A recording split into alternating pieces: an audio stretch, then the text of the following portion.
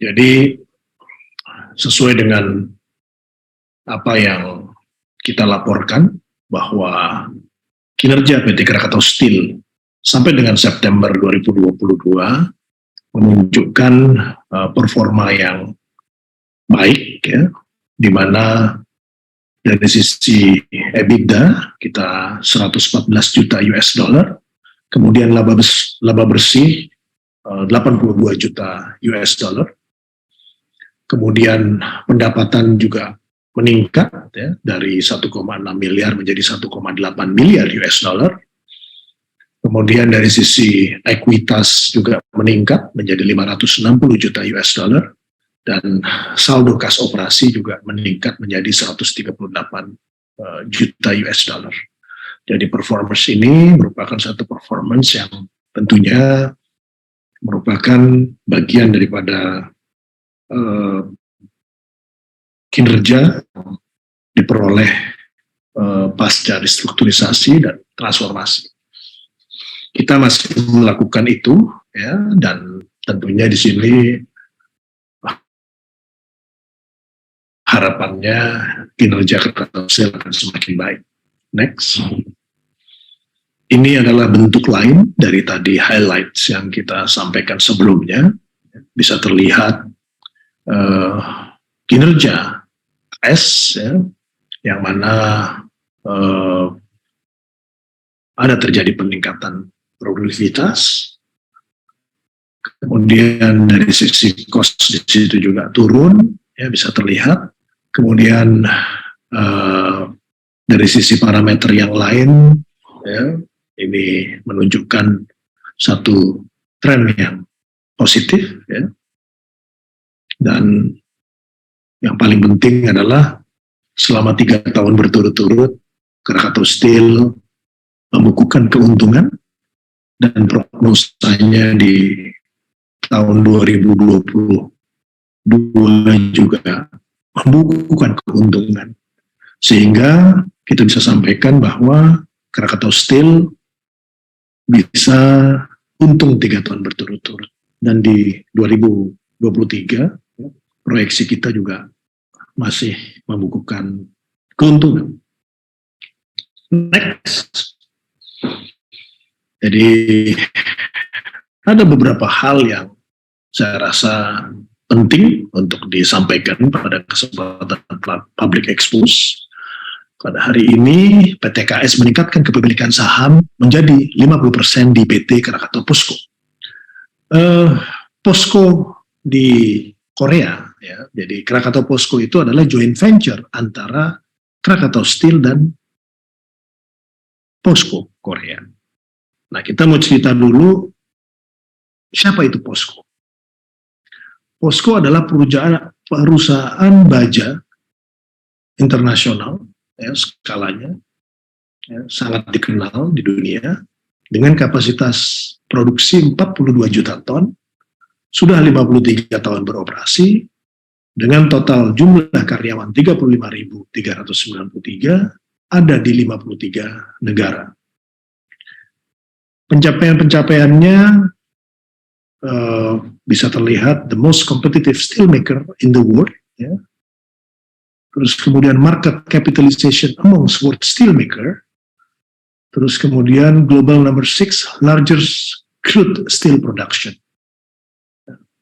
dengan rating kredit yang baik, ya, investment grade, ya, karena AA+, BBB+, BAA1 dari ketiga lembaga rating, yaitu Korean Investor Service, S&P, Standard & Poor's, ya, dan juga Moody's. Nah, di Krakatau POSCO, ya, investasi 3 miliar USD di start di 2010, kemudian menghasilkan saat ini adalah slab, plate, dan HRC. Krakatau Steel meningkatkan kepemilikan saham atas Krakatau POSCO dari 30% menjadi 50%. Next. Kemudian dari sisi manfaat untuk KS dengan peningkatan saham tersebut, satu, mendukung perwujudan daripada 10 juta ton. 10 juta ton sering disampaikan, salah satu enabler mewujudkan 10 juta ton adalah in-kind daripada fasilitas HSM 2. Sehingga dengan in-kind ini, 10 juta ton inisiatif segera dimulai. Sehingga di 2023 kita bisa melakukan eksekusi daripada perencanaan atau investasi ya pada fase 2 pembangunan atau pengembangan Krakatau Posko. Kemudian yang kedua tentunya adalah kepemilikan saham dari 30% menjadi 50%. Nah, sehingga ini akan berkontribusi kepada sharing keuntungan untuk pemegang sahamnya, karena KS adalah sebagai pemegang saham. Mengurangi beban keuangan PT KS, karena kita sudah atas transaksi ini, kita membayar lunas pinjaman dari Commerzbank Jerman, ya, pinjaman jenisnya ECA, ya, balance ketika kita melunasi itu 246 juta US dollar. Kemudian kita juga memperoleh kompensasi tunai sebesar 90 juta US dollar. Dan ini sudah melalui proses panjang, ya, baik dari kajian independen, pendampingan dari Kejaksaan Agung, terus kemudian juga proses fairness opinion dan lain sebagainya. Jadi ini sudah prosesnya panjang, dilakukan secara GCG, dan manfaatnya untuk Krakatau Steel signifikan. Next. Rencana pengembangan PTKS dan PTKP. Kenapa saya perlu sampaikan? Karena Krakatau Steel terdiri dari banyak anak perusahaan. Ya. Salah satu anak perusahaan yang signifikan role-nya adalah Krakatau Posko. Di samping kita punya Krakatau Baja Konstruksi, Krakatau Baja Industri, dan Krakatau Sarana Infrastruktur. Nah, untuk PTKP sendiri, jadi bisa terlihat di layar, ada iron steel making, 3.0 itu adalah 3 juta ton, kita akan tambah 3 juta ton lagi. Kemudian hot strip mill, ya, itu ada posisi saat ini 1,5 juta ton. Ya. Kemudian hot strip mill 2 maksud kami. Ya. Terus kemudian ada HSM 1 2,5 juta ton dan plate mill 1,5 juta ton. Untuk yang warna biru lebih gelap, HSM 1 dan CRM 1 itu fasilitas Krakatau Steel. Yang biru muda adalah fasilitas Krakatau Posko. Nah, yang garis-garis merupakan investasi baru. Bisa terlihat ISM 3.0 juta ton, kemudian HSM 2 ditambahkan lagi 1,5 juta ton, CRM 2 1 juta ton, kemudian CGL itu 0,5 juta ton. Nah, kenapa ini penting? Karena juga untuk mewujudkan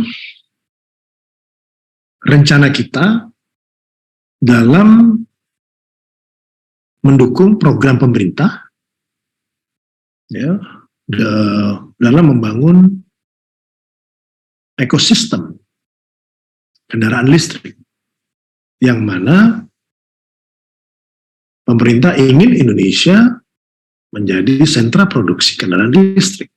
Dan ini adalah suatu pasar yang kita tuju. Ya. Jadi kalau proyek ini dimulai 2023, maka akan selesai di 2025. Ini merupakan bagian daripada investasi yang kami tanda tangani di Korea sebesar 3,5 miliar USD bersama Presiden atau disaksikan oleh Bapak Presiden Jokowi. Kemudian yang kedua adalah juga proyek pembangunan Nusantara, Ibu Kota Baru Indonesia. Ini yang saya rasa juga penting karena merupakan pangsa pasar yang kita tuju untuk kemudian bisa menjadi potensi pengembangan daripada KS Group ke depan. Next. Ini adalah gambar ya, fasilitas produksi Krakatau Posko. Ini adalah fasilitas produksi terkini, canggih, ya, state of the art, ya, sangat sophisticated, dan ini adalah perusahaan baja yang sangat efisien. Sehingga KS akan mendapatkan dampak daripada manfaat memiliki pabrik baja yang efisien dan berdaya saing. Next. Demikian yang paparan yang saya sampaikan.